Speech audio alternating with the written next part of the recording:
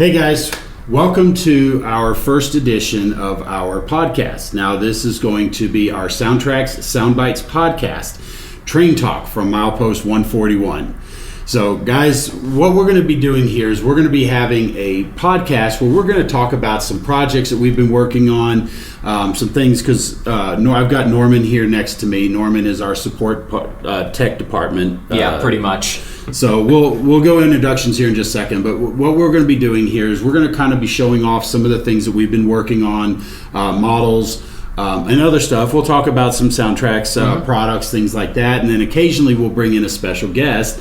And today we actually have a special guest for us for our inaugural podcast episode. And this is George Hansen from Show Me Model Railroad Company based out of Grandview, Missouri. We're going to talk to him in just a little bit, and he's going to share some retailer insight as far as, SoundTraxx products and what he's seeing in the industry. So.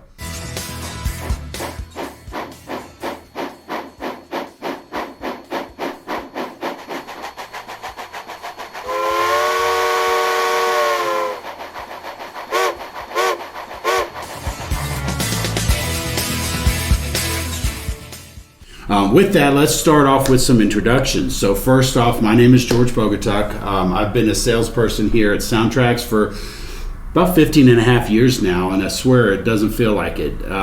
Feels like I just started. Yeah. It really does, but at the same time, it feels like I've been doing this my entire life. But as a lifelong model railroader, I started out in the hobby at about the age of 14, and honestly, since I started working here at SoundTraxx, I know this is going to sound cheesy, and some of you guys have heard me say it, but it's the actual truth, is that I don't feel like I'm actually working. I'm actually enjoying what I'm doing.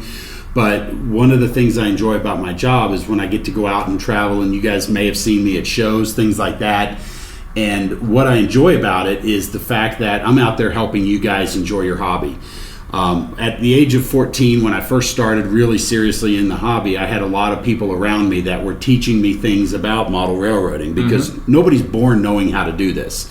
So I had to learn how to build a layout. I had to build a benchwork. I had to lay track. I had to work on painting and lettering models. I had to do a lot of that kind of stuff and learned along the way. And so when it comes to the SoundTraxx products, we've put a lot of features into there to help you enjoy your model railroading just a little bit more.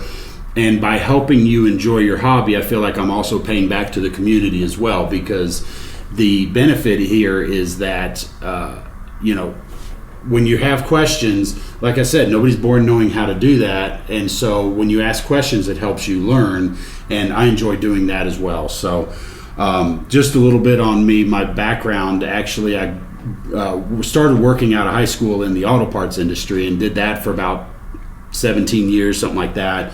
And then when I got laid off, I had to find a job I wanted to do, not something I had to do. And then that's when I came here, and I've been enjoying myself ever since. But my primary focus is talking to the retailers and making sure they're apprised of any new announcements or anything like that that would benefit them to have in their store, and also to make sure that they're keeping it up to date with their inventory. I also go out and do a lot of the shows, so that's where I say you guys might have seen me out at the shows, such as the National Train Show, Train Fest, Amherst, things like that. And then I also been trying to do a lot more of the RPMs, because I really enjoy that intimate atmosphere. So with that, I also want to take an opportunity here to introduce... Before we get over to that, let's quickly go over, what do you model? Well, modeling myself, I model 1978 Missouri Pacific. I focused on 1978 because it gives me a nice mix of early diesels and the late second generation diesels, I guess would be the right word, and it allows me to have a mix of that on my layout. Now, growing up in Dallas-Fort Worth area in the Texas, I was growing up next to the Missouri Pacific. We always saw it. There was a mall in Arlington called Six Flags Mall next to the Six Flags amusement park, and we used to have a thing there called Safety Town, and Safety Town was where the kids would learn how to ride traffic signals and walk and learn to be safe. Basically, it was run by the local police department. And I remember, because the mall was across the road in the railroad tracks from the General Motors plant. So I remember one time specifically, I was playing on Safety Town. We were riding big wheels at the time, to give you an idea how old I was. And I remember a train coming by, a couple of SD40s, I'm sure, running a main train through the Dallas-Fort Worth area and running right along that line. And I turned and wanted to watch the train. And I was watching the train while I was still riding, and I rear-ended another kid. And I was so mad because they took me off the bike because or the big wheel it was, because I crashed into the other kid. Well, that was my punishment for causing an accident. I said, but I was watching the train. That didn't matter to them. Yeah. And then I had to walk, and I was so upset. But trains were something with me for the long time. And so I remember the first time we went to a hobby shop and bought them, looking at the train section. That was one of the early Athearn Blue Box diesels. That was the GP38 with their new tooling, with the indentions in there with the fans. And it was in Missouri Pacific blue, and I thought it was really cool, and so we bought it, and that kind of stuck me into the Missouri Pacific for all the time. So anyway, with that, enough about me. Let's talk about you. Alrighty. You're a fairly new acquisition, I should say. Not anymore. It doesn't feel like it, but you're still the new kid on the block. Yeah. A little wet behind the ears still. 2 years, 2.5 years, and you're not going to let that go, are you? No, never will. You're always going to be the rookie. I see. So anyway, we have Norman Carnaby here. And Norman, tell us a little bit about yourself. So I'm Norman Carnaby, as you just heard him say. Risk of sounding like a broken record. Too late. That ship sailed.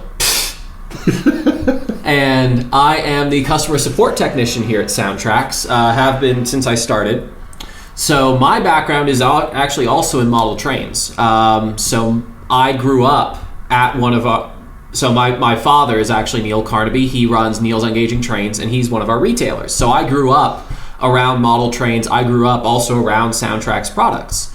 Granted, much earlier versions of the product, but still.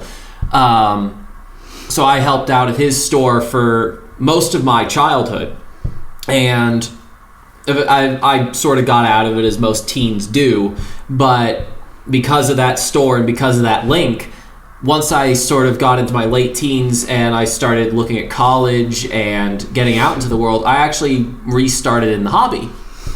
And I took a little bit of an interlude during college as well. My background is actually theatrical lighting design. But after college, I actually ended up coming here to SoundTraxx. There was an open position. I think, at the Cheyenne show. Yeah, it was Cheyenne 21, I believe it was. Yeah. Where I met, that was the first time I met you face to face. Prior to that, I could always tell when you were working in the summers at your dad's store, because suddenly sales went up. I could see him ordering stuff and buying things, and so I very quickly knew, oh, Norman's back in town. Yeah. But at that point, you actually let me know that, hey, the position is open, and it took me a while because I was still in college at that point, but after that semester ended, I applied, and lo and behold, here I am. And I will say, I didn't interview him, because I'd have been a little harsh on you just for fun. But it was actually Sean, who was our marketing director at the time, and Nancy, and then a couple of others I think you talked to. I think it was just those two. Just those two? Okay. Yeah. But anyway, I'd let them make the decision, because I first talked to you, and I said, oh, you'd be a great addition. And boy, was I right. Yeah. Well, I like to think so. Well, let's not let it go to your head. Too late. So, all right. So what do you model? So I actually model two things, and we have one of them here.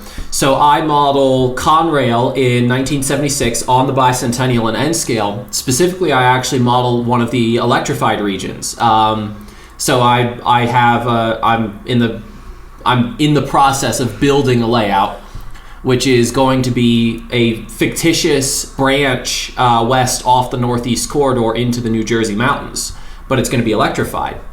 So it's going to be single track electrified, and all of my power is going to be electrics. So I'm going to be bringing forward a few locomotives that maybe not have survived into Conrail in real life, but we're going to fudge it anyway. Why not? Yeah. It's my railroad. I'm God. I can do what I want. There you go. Exactly. But what we have here is the other thing I model, which is British in 00 scale, around the 1952-1953 area. because that allows me to have still all of the big four steam locomotives, but also have the BR standards, which are just coming in at that point. BR? British Rail. Okay.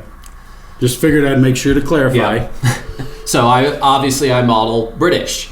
But in this case, I also have one of the big four designs that was carried over into British Rail ownership.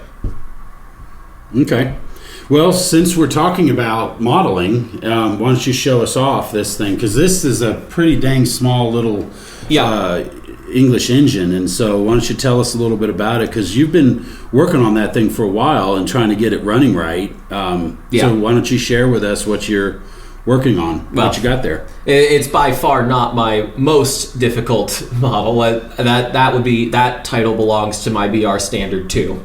We'll have to talk about that in a future podcast. Yeah. But this one here is pretty small, so let's see what you did to it. So this is actually the LNER Y1. This was a type of shunting engine, switching for our American viewers, used by the British, specifically the LNER, the London and North Eastern Railway.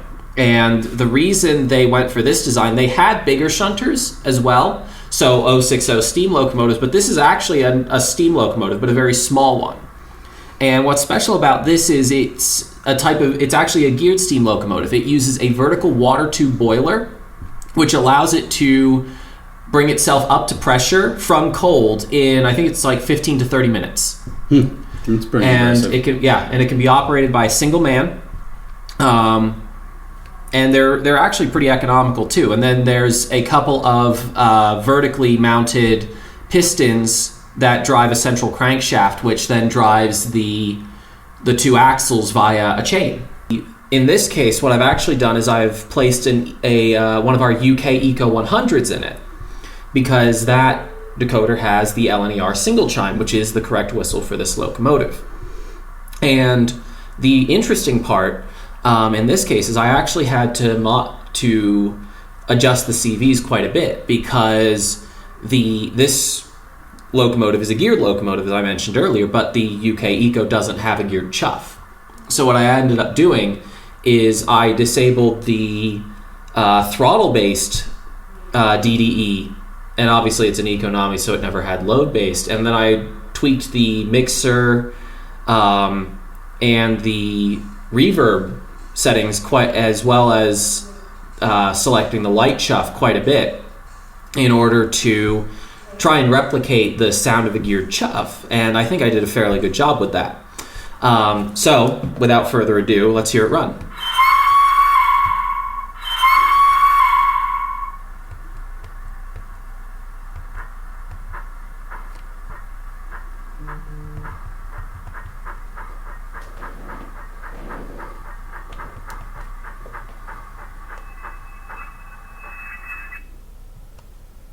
Okay. Yeah. Well, that sounds really good, and I tell you what, it's actually a really nice model.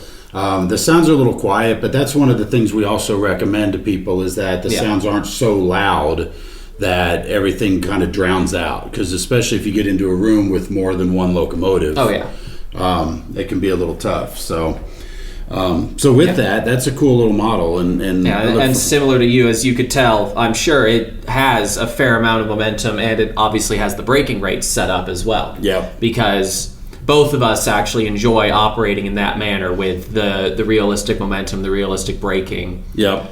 I was surprised how much that thing can pull, because you had brought that over to the layout, and you were pulling, 7, 8, 10 cars at a time?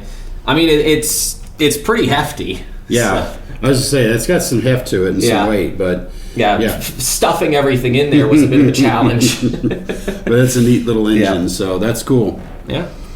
So with that, I thought I'd bring a little switcher as well. Yeah. And I say little. This is a little bigger than what you got over there. Little by American standards. Little by American standards. So let's go ahead and move the secondary camera over. And we're going to take a look at this thing. And what I've got here is one of the latest releases of the Atlas MP15 that they did in the Missouri Pacific paint. Now this is road number 1538. What they've done on the inside of this model was they've actually changed the electronics around in such a way that you actually have a 21 pin. And so because of that, I've actually installed a 21 pin Blunami. Okay. And so I have the phone pulled up where I'm talking to it on here. And so we're going to go ahead and fire him up and get him started. And now, one of the things I do, and some of you guys out there know I do, I like lights. I want to put more lights on models than most people like to do. And one of the things I was able to do on this one, and somehow still fit it into the low hood of the body here, was I was able to put the headlights on the front, and light up the number boards separately, and the class lights. And what that's done is actually run, in other words, I've got 6 LEDs up front and 6 LEDs up in the cab, so that's 12 wires that are running back and forth. And then of course I also added the truck lights on the underside. And what's really cool, as you can see here on the screen, is when we pull out the little side menu, you can see the headlight. I can turn it on and off. I can blow my short horn. Now it doesn't interfere with the throttle, so I can still run the locomotive here in front of me. But when I go to the other side, you can actually see here that all of the functions are actually labeled out. So I've got my front class lights, which to the second camera you can't really see, but then I turn on the rear class lights and they come on top of the cab here. And then same thing, the front number boards and then the rear number boards. And the front number boards, actually, I have them turning on also with the truck lights. Okay. So that way they're wired up together, because the other thing I do is my lights are independently controlled, and so the rear light, when I turn it on here, actually turns on the rear headlight. So I have independent control of my headlight and backup light. So that's one of the cool things that I do in my operations to help make everything more realistic. But one of the things that Atlas did really cool with this particular model was they had the headlights and the number boards all as one casting. Okay. So traditionally you would have the one headlight and the one LED behind there that would illuminate the headlights, but then the number boards being off to the sides would be on but a little bit dim, so it was all one solid clear plastic. But the advantage to that is that now those number boards were actually printed, so they had the number on it. So all I had to do was to take that casting out and cut it up into different pieces, and then attach its own LED behind it, and then run them over back to the decoder, which in this particular case I used the Atlas motherboard, but remember they have those plugs. And the way I was able to do this, I don't know if you knew this yet, but the plugs that they use are actually 4-wire plugs. Okay. And our little wire harness connector for the speaker and the extra lighting functions actually plugs right in. Oh, the little 4-pin? The 4-pin speaker harness. Okay. From the 1100 and the 2200. Okay. Correct. It plugs right in. So I've got 2 of those to now access all those other light functions on the motherboard. And so therefore I didn't have to replace the motherboard. I just plugged that in. And one of the pins ended up not being used, which is fine. I just cut the wire off. Yeah. But that was how I was able to use their motherboard on the new Atlas models. Okay. So it really worked out really well. I'm pretty happy with it. Yeah, you got lucky there. I did get lucky. But as Norman said, I've got a lot of momentum into this thing. So when I crank it up, we're going to jump up here to about quarter throttle. You can see that it takes a moment to get going. And then as I cut the throttle, it coasts, but then I can use my brake application and bring it to a stop, and it'll stop a little bit faster with the brakes applied than it will with the just letting it coast with the momentum settings. Well, quite a bit faster. Quite a bit faster. It just depends on what we're doing. But anyway, this is the latest model I've been working on. One of the other things that I've done, which is a little harder to see, and I'm going to move this other camera over to see it, but I actually have these rubber air hoses. And these are from Pacific Western Model Railroad. And they're rubber air hoses, but they have a magnet on the end. And the magnet allows the brakes to actually connect. They're called the Magnalock brake lines at Pacific Western. Okay. And you can buy our decoders at Pacific Western as well. So be sure to one-stop shopping. But they also make a MU cable. And so what I did here on the MU stand was I actually drilled it out and embedded a magnet inside of there so that when I'm running multiple units, I can put that orange or red cable between the locomotives, and so it just gives that extra little element of realism. Okay. That I'm enjoying. So yeah. So, but with that, we'll go ahead and put him to mute, and we'll go ahead and move on. But these are just some of the projects that we've been working on. I know you've got a bunch more, and we'll be talking about these. During this podcast, we'll be bringing up individual products or projects that we've both been working on, because both of us, basically, we go home and work on trains. Yeah. Which is funny, but, we're not... here at the office, people ask, how do you not get burned out? And the reality is when you're talking to retailers selling product, it's a lot of part numbers, and we're making sure to match up this to that. So there's a big difference. We're not actually building models all day here. Yeah, a lot of people think we are, but we're actually talking to retailers. You're talking to customers, helping them fix their errors and issues. So you're not really building models either. You're just helping them figure out how to do the CVs and things like that. So it really helps out. So guys, with that, that's what we've got for our modeling segment. Now, the next thing I wanted to bring up is some product. I mean, if we're going to do a SoundTraxx podcast here, we really do have to have some product placement. Yes. Because ultimately, we're a company, we want to sell, and we want to make sure that we've included a lot of cool features for you to make your model railroading more fun. And with that, we're going to talk about Blunami. Now, the Blunami, as I mentioned, is in here. It allows us to run the decoder either through the app on our phones, or we can actually use the DCC system. So before we were setting up here, I was actually using the DCC system, which is powering our track right now, just to make sure the sound levels and everything were okay. So you get the best of all worlds. The Blunami is basically a Tsunami 2, but now has the added benefit of the Bluetooth chip being built onto the decoder, so that you can actually now use it in any environment. And once you connect to the app from your phone or your smart device, you're actually now just using the track for power. So this opens up the door for DC power operators to be able to run their trains using a DC layout.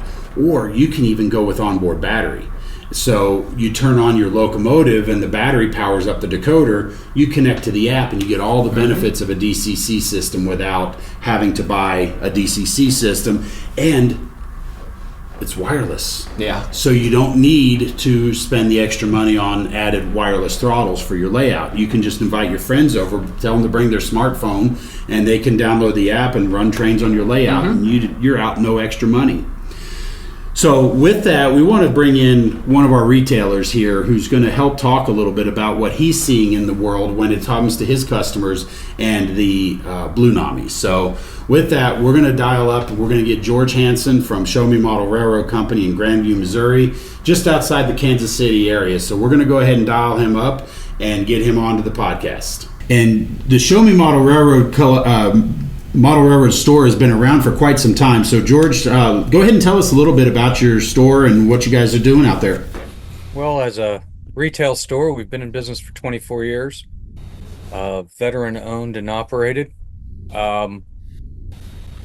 We sell HO and N-Scale, have gotten out all the other scales with time. Okay. And really push and promote DCC among people, as well as, repair that other people won't do around town. Sometimes you got to do that kind of stuff. Yeah. Had a couple of jobs this morning I had to take care of. I didn't want to. Gotcha. That's it. Charlie Post was our founder, and unfortunately we lost him earlier in the year. And now we're running just like we did before.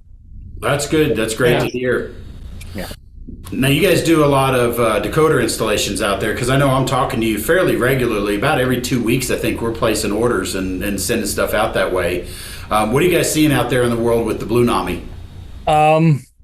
It was slow originally, and then we started Saturdays. We have like a barber shop or coffee group that shows up, just talks trains and stuff, and we started doing installs. Tommy here was doing his own installs into his equipment, and it just took off. And so every Saturdays we give informal classes on DCC. Whoever wants to show up, stand around the workbench, have questions and answers, and help observe people who are intimidated by DCC and do their own installations. They're worried about their first time installs, like starting out with a Athearn Blue Box, for example, and then just going up from there.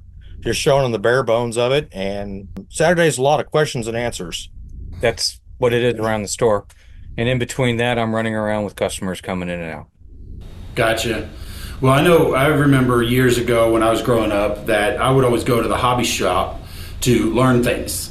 And the challenge is that with the internet, there's a lot of good tutorials online, things like that, but nothing really beats that hands-on, side-by-side interaction. I know you've grown up around the hobby the whole time, so you've been the one getting and giving the hands-on demonstrations the whole time. So that certainly pays off a lot in the long run. I agree. All aspects of the hobby will coach anybody on, but in regards to Blunami, it's well, he's picking up 2. I've got 3 installs and did 2 this morning. Okay. Yeah. And 3 more I'm going to try to finish today. That's good. What kind of questions are you seeing about just the Blunami in general? What kind of questions are your customers asking that maybe they don't, I guess what I'm trying to get at is there something that we could be promoting better or maybe sharing a little bit better about the features and functionality of the Blunami? What are some common questions you're seeing? Will it work on a DCC system as well? Okay. Which it does. But how do I operate it if I don't want to use my phone? Just give it an address, use the address. That's pretty hard. We have had people that came through and thought they could run it on anybody's system, but that variable voltage has caused some problems for us with a decoder or 2, 19 volt spikes coming out. Are you talking about the DC power packs? Yeah, right. Guys that are not doing enough research. They're just putting it on a DC layout. They're just putting it on a starter set or even. Gotcha. I've seen a few of those that they'll spike well above even the maximum voltage. Right. Like I've seen power packs that have put out like a brief millisecond spike of sometimes upwards of 30 volts. And that, which is a problem. So our recommendation, and with some of the newbies that have gotten in, is go to Amazon, pick up a 10 volt power supply, and pure power, and just run it off that. When we have a couple on hand, somebody jumps into it, we'll even give them a power supply if they don't have DCC to run it. Which helps in the long run because now they're running multiples. And they come back. The other thing I've noticed that's good is if you have like an old laptop power supply, those are usually right around the correct voltage and amperage range that we're looking for. And it's counterintuitive too, especially if you're running even a regular Tsunami 2 on your analog power pack. The first instinct is always to go get the best thing out there, the most powerful, the most expensive power supply. But when it comes to decoders, just like you're talking about, those millisecond pulses, because those pulses are designed to push a motor past a sticky spot. Whereas if that pulse is being absorbed into the decoder, you run the risk of damaging the decoder. So in a lot of times, the cheapest absolute basic power pack that you get, like say for example with a Bachmann train set, is usually one of the best power supplies out there for operating decoders in analog. And then now, of course, with Blunami, all you got to do is turn power onto the track and then run everything through the app on your phone. So it really works out a lot in that regard. So, agree. I have a lot of people sold on the phone aspect. It's just getting them convinced that I don't want to change everything on my layout. And I'm like, well, you don't. Electronics go bad with time. So just slowly integrate it. So you don't have to buy extra throttles if you're an operator. You don't have to ask people like me to show up with our throttles. I can go to my brother's house and not have to share his throttles. We're boys. We fight. Exactly. But I want that throttle. Exactly. It's my now everybody has one in their pockets. Everyone's got one in their pockets. And we do our best at times to overload the throttle and other good things. I know a young man that tried to run 20 off the Android system, and it was an interesting text I got from him. And I'm like, waiting for the new update. The interesting part about that is the limitation isn't really in the app itself. The limitation is is the processor of the device in question. How quickly can it generate those commands and send them out? Exactly.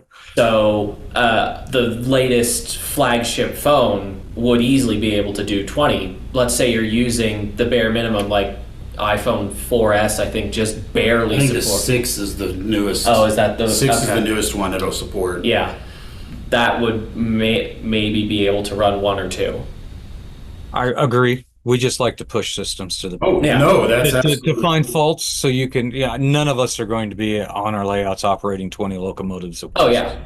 Yeah. Well, maybe. Hey, I was getting ready to I say. mean, if your phone is good enough, you could. Yeah. So since the Blunamis have came out, most of my locomotives I bought recently have been replaced or upgraded with the Blunami. Yeah. Just because I can take it out to my brother's or somebody else's layout and I can run my locomotive and not ever have to mess with their throttle. Exactly.